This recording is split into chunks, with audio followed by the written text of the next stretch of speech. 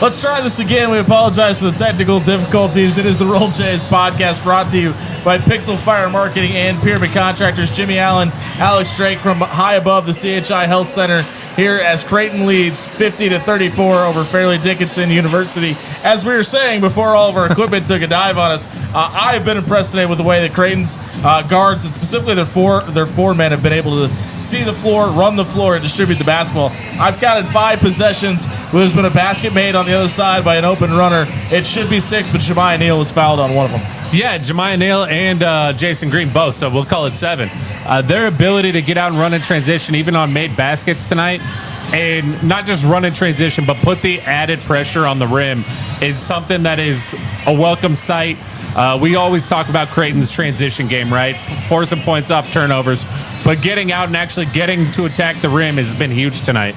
Yeah, and Jimmie Neal's the guy I've been impressed with the most tonight. He doesn't lead Creighton scoring. That's obviously Ryan Kalkbrenner. But where he looks tonight versus 4 days ago looks like a completely different player. He looks more comfortable. He looks like he's understanding the offense a lot more. And his ability to cut through defenders and get to the rim in traffic has been really impressive. Yeah, Jimmie Neal has been outstanding tonight. 8 points in the first half, which obviously tops his total of 6 from the other night. But I think one thing that we got to keep in mind here with Jimmie Neal and even a guy like Mason Miller is these guys are learning new roles, right? Yeah. Mason Miller's learning how to play the 3 a little bit more, so his game's going to change a little bit. Where his shots are coming from is going to change a little bit. And so, as Jays fans, we got to be a little bit more patient. I tweeted out with about 3.5 minutes left that Ryan Kalkbrenner, at that point, only had 5 points. He finishes the half with 15. The Jays were tied at 24 at one point late in the first half. They go into the half up 16. Creighton's ability to put those runs together hasn't changed no matter what this team looks like. Yeah, and I think it's important to remember with Mason Miller, he's coming off the leg break in the offseason as well, and he's clearly still getting caught up to playing basketball at this speed and this level from that. And obviously, anytime you're coming back from that big of an injury, there's a little bit of compensation. Right now, Ryan Kalkbrenner leads all scorers. He's got 15. He's 6 of 7 from the field. He's 2 of 2 from the free throw line. Hits his 3rd three-pointer this season. He's 3 of 3 from beyond the arc.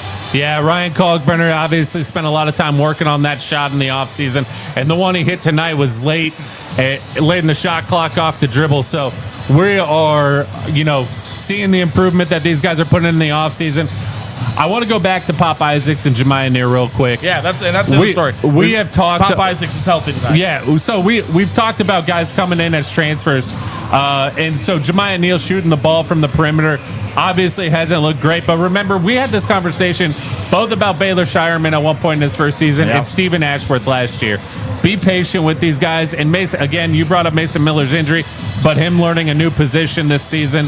Let's be patient with these guys. The shooting will come.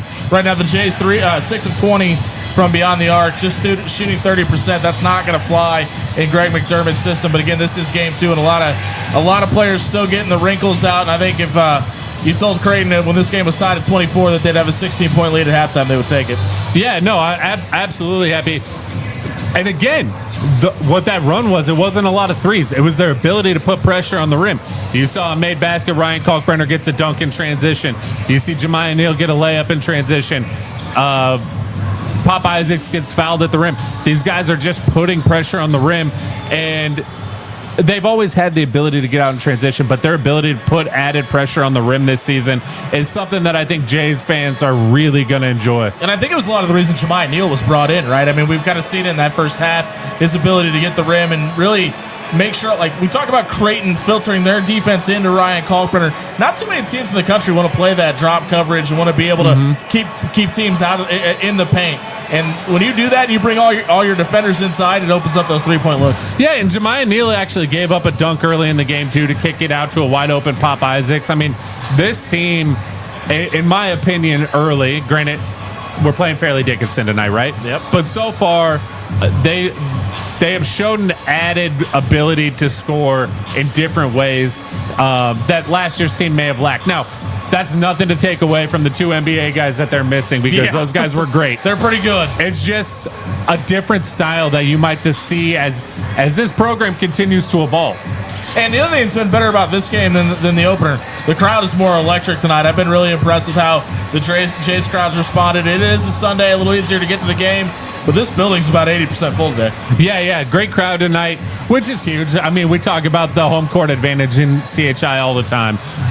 Rarely does this team lose at home, and the fans are a big part of it. So having this environment is great. Yeah, it's halftime right now. The Bud Light Zone is completely full. Just a reminder, Alex and I will be back on 1620 The Zone immediately following the game.